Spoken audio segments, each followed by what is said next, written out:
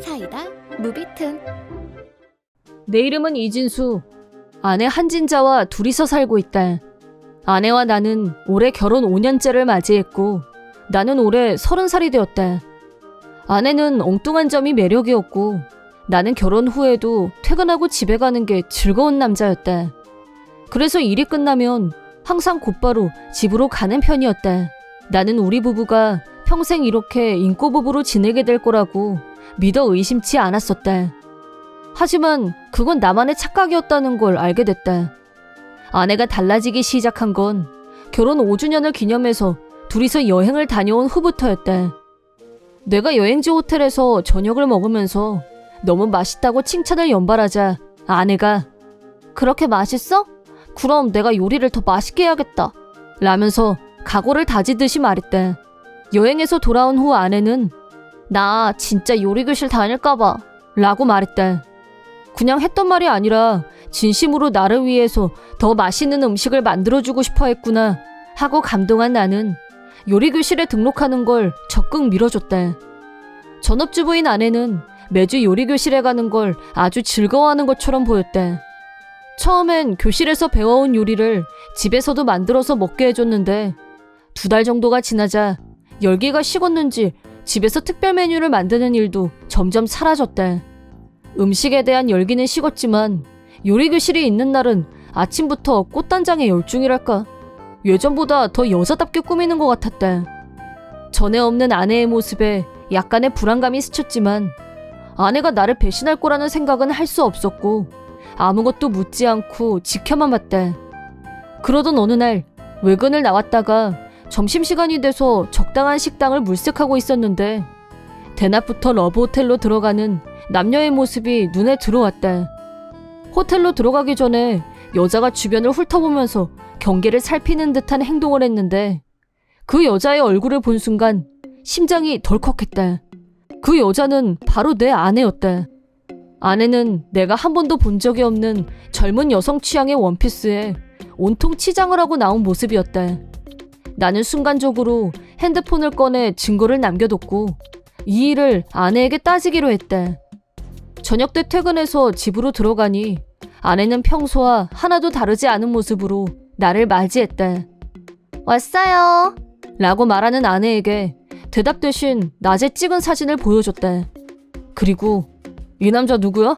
라고 묻자 아내는 이거 나 아닌데? 나랑 닮은 여자 아니야?" 라고 했다. "누가 봐도 당신이 틀림없어. 이 남자 누군지 말해" 라고 다시 물었지만 모른다고 하면서 버텼다. 말하기 싫으면 됐다.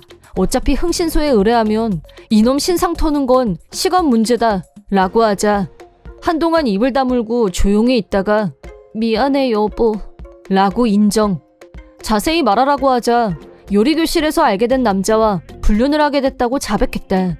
아내의 배신을 알게 된 나는 물론 큰 충격을 받았지만 여전히 아내를 사랑하는 마음이 남아있었고 만약 불륜남과 헤어지겠다고 한다면 큰맘 먹고 눈 감아줄 생각이었다. 그러나 아내의 발언은 나를 더욱 멘붕에 빠지게 했다. "불륜남하고 당장 헤어져" 라고 내가 말하자 아내는 "그렇게는 못해" 라며 거절했다. 너무 놀라서 "뭐?" 라고 되묻자 "나 그 남자한테 진심이야" 라고 뻔뻔하게 말했다. 아내의 대답을 듣고 나니 깔끔하게 마음 정리가 됐다. 용서 없이 위자료를 청구하기로 했다. 다음 날 아침에 일어나니 아내가 보이지 않았고 사인을 끝낸 이혼 서류만 덜렁 놓여 있었다. 어느새 짐까지 다 챙겨서 나갔는지 아내의 짐이 보이지 않았다. 서둘러서 전화를 걸었지만 이미 핸드폰도 해지한 상태였다. 이젠 연락조차 할 수 없는 상황이 되고 말았다. 갑자기 모습을 감춘 아내를 일단은 찾아다녔다. 하지만 어디에도 아내는 없었다. 아내가 사라지고 3일 후 요리교실에 가봤다. 요리교실 강사에게 사연을 모두 얘기하자 "우리 교실에 다니는 수강생들끼리 불륜이라고요?" 라며 꽤 충격을 받은 모습이었다. 강사는 나한테 머리까지 숙여 사과했고 보상을 하고 싶다고 말씀하셨다. 그러면서 요리교실 무료 수강권을 주시겠다고 했지만 내 상황이 편하게 요리를 배울 처지가 아니어서 아무 대답도 하지 않고 돌아왔다. 열심히 찾아봤지만 아내는 어디에 숨었는지 찾을 수 없었고 2달 후에 나 혼자서 이혼 서류를 접수했다.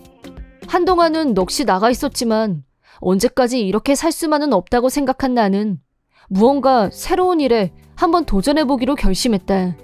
그때 문득 요리교실 강사분이 했던 말이 생각났다. 졸지에 아내 없이 혼자 살게 되면서 정크푸드에 의존해왔던 나는 이참에 요리라도 배워보자 라는 생각을 하게 됐다. 쉬는 날 다시 요리교실을 찾아갔더니 강사님도 나를 기억하시고 반갑게 맞아주셨다. 그 뒤로 쉬는 날마다 요리교실에 다니게 됐고 요리하는 즐거움에 새롭게 눈을 뜨면서 점점 흥미를 키워나갔다. 요리교실에 완전히 적응을 마쳤을 무렵 평소처럼 새로운 요리를 배우고 있었는데 교실 밖에서 계속 이쪽을 쳐다보고 있는 한 여성을 발견했다. 찾는 사람이 있는 건지 그 자리에서 꼼짝도 안 하고 서 있었다. 내가 수업을 마치고 나갔을 때도 같은 자세로 있는 게 신경이 쓰여서 말을 걸었다. 무슨 일이시죠? 누구 찾는 사람 있으세요? 라고 묻자 오빠가 예전에 여길 다녔었거든요. 지금 실종된 상태라 혹시나 하고 한번 와봤어요. 라고 말했다. 그 말을 듣는 순간 나는 이 여자의 오빠가 아내의 불륜남일지도 모른다는 생각이 들었다.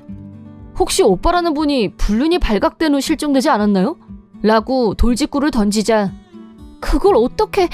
라며 여자가 놀랐다.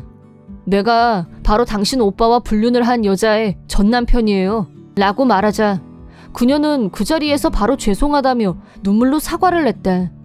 사람들이 우리를 곁눈질하는 시선이 불편하게 느껴졌고 일단 장소를 근처 카페로 옮겨 침착하게 얘기를 들어보기로 했다. 그녀의 이름은 유지혜라고 했다. 오빠가 실종된 후 신변 조사를 하던 과정에서 전 아내와 불륜관계였다는 사실도 알게 됐다고 했다. 나도 이미 짐작하고 있던 일이지만 두 사람은 불륜 끝에 사랑의 도피를 한 모양이었다. 그 얘기를 듣고 나니 아내가 실종된 후 잠시나마 괴로워했던 나 자신이 한심해서 견딜 수가 없었다. 지혜 씨와 연락처를 교환한 후 새로운 정보가 있으면 공유하기로 약속했다. 나는 전 아내를 찾는 걸 이미 포기한 지 오래됐기 때문에 새로운 정보가 들어올 일은 없었지만 지혜 씨는 작은 정보라도 알게 되면 바로 알려줬다.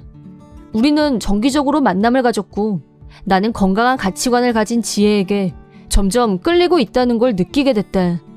지혜를 여자로 보기 시작했을 무렵 뜻밖에도 지혜가 먼저 사귀자는 고백을 해왔다. 지혜는 자기가 먼저 나를 좋아하기 시작했다고 말했고 우리들의 진지한 만남이 시작됐다. 우리의 만남은 순조로웠고 1년 후에는 지혜 부모님께 인사를 드리러 찾아뵙기로 했다. 지혜 부모님은 나를 보자마자 얘기 들었어요.